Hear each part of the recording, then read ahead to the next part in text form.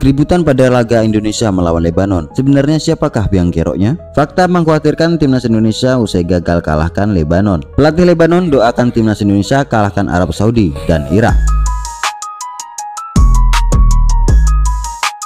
Uji coba timnas Indonesia kontra timnas Lebanon dalam FIFA Matchday September diakhiri dengan keributan. Apa yang terjadi di lapangan? Insiden berlangsung di penghujung pertandingan. Gelandang timnas Indonesia Marcelino Ferdinand memberikan bola kepada fullback Lebanon Hussein Zain yang hendak melakukan lemparan ke dalam. Sikap tidak sportif Marcelino menendang bola berujung saling tunjuk dan menghampiri pemain berusia 20 tahun itu. Gelandang timnas Indonesia Tom Haye mendorong Zain menjauh dari Marcelino yang dibalas oleh bek Lebanon. Zain juga saling dorong Marcelino, namun para pemain timnas Indonesia dan Lebanon beserta wasit Ko Hyung Jin dengan cepat menetralisir keadaan. Buntut pada peristiwa itu, wasit memberikan 2 kartu kuning kepada pemain timnas Indonesia. Keduanya ialah Kevin Dix dan Jay Itzes. Namun wasit tersebut hanya mengganjar satu pemain Lebanon dengan kartu kuning yang ditunjukkan kepada Walid Saud. Sebenarnya timnas Indonesia mendominasi jalannya pertandingan. Timnas Indonesia harus puas diimbangi oleh Lebanon 0-0 di Stadion Gelora Bung Tomo. Tim berjuluk Garuda itu menutup FIFA Matchday September dengan 1 kemenangan dan sekali imbang. Sebelumnya timnas Indonesia membantai timnas Cina Taipei 6-0. 2 pertandingan itu menjadi bagian dari persiapan timnas Indonesia sebelum berkancah di putaran keempat kualifikasi Piala Dunia 2026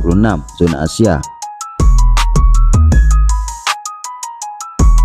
Fakta mengkhawatirkan timnas Indonesia usai gagal kalahkan Lebanon. Dalam pertandingan yang berlangsung di Stadion Gelora Bung Tomo, timnas Indonesia gagal meraih kemenangan usai ditahan imbang tanpa gol. Sebenarnya timnas Indonesia tampil dominan sepanjang pertandingan. Namun faktanya, skuad Garuda sama sekali tidak mampu mencatatkan satupun tembakan tepat sasaran. Skuad asuhan Patrick Kluivert menguasai jalannya pertandingan, sementara Lebanon memilih tampil ultra defensif dengan menumpuk pemain di lini belakang. Strategi itu membuat para punggawa merah putih kesulitan menembus pertahanan lawan. Beberapa peluang sempat tercipta. Stiano Lillipali mendapatkan 2 kesempatan emas, namun sepakan sang gelandang gagal menemui sasaran. Peluang lain datang dari Kevin Dix, Mauro Zistra, Miliano Jonathan, hingga Ramadan Sananta. Namun sayangnya semua usaha itu hanya berakhir sia-sia, bahkan tanpa pernah menguji kiper Lebanon, Mustafa Matar. Kegagalan mencetak tembakan ke gawang jelas menjadi catatan penting bagi Patrick Kluivert. Penyelesaian akhir pasukan Garuda harus segera diperbaiki sebelum tampil di babak keempat kualifikasi. Situasi kontra Lebanon memang berbeda. Zilstra dan kawan-kawan tidak memiliki ruang leluasa karena pertahanan rapat yang diterapkan oleh lawan. Setiap pergerakan pemain Indonesia selalu ditempel ketat dan sulit menembus kotak penalti. Justru Lebanon sempat mengancam lewat Karim Darwish di awal babak kedua. Tembakannya mengarah tepat ke gawang, namun mampu ditepis oleh Emil Audero untuk menjaga skor tetap imbang tanpa gol.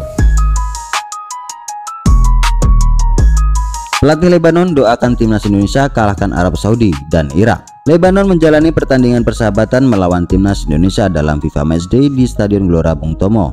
Miodrag Radulovic menilai ia memainkan strategi yang tepat. Ia menjelaskan mencoba bermain menyerang itu akan percuma karena kualitas tim yang dihadapi. Pertama, kami bermain dengan taktik yang bagus melawan mereka, ujar pelatih Lebanon. Kami mencoba menyerang, tetapi dengan tim sebagus itu mustahil. Persiapan fisik kami juga kurang baik, tetapi pertandingan ini akan membantu kami meningkatkan kepercayaan diri, ujarnya. Pelatih tersebut menilai hasil pertandingan sejumlah laga termasuk melawan timnas Indonesia bisa membuat para pemain mereka percaya diri. Pertandingan terakhir kami menang atas Qatar, sekarang bermain melawan Indonesia. Hasil imbang ini akan meningkatkan kepercayaan diri kami dan pemain muda kami sangat bagus, ujarnya. Dan selanjutnya pelatih tersebut mendoakan timnas Indonesia menang di putaran keempat kualifikasi Piala Dunia zona Asia, yang mana timnas Indonesia akan melawan Irak dan Arab Saudi pada Oktober mendatang. Semoga pertandingan ini akan membantu Indonesia menang atas Saudi dan Irak. Mereka punya potensi besar, kata Radulovic. Saya tahu sekarang mereka sedang membangun tim baru. Ini tidak mudah. Ada sekitar 30 pemain yang sangat berkualitas. Lebih lanjut menjelaskan timnya juga sedang dalam proses yang sama dengan timnas Indonesia.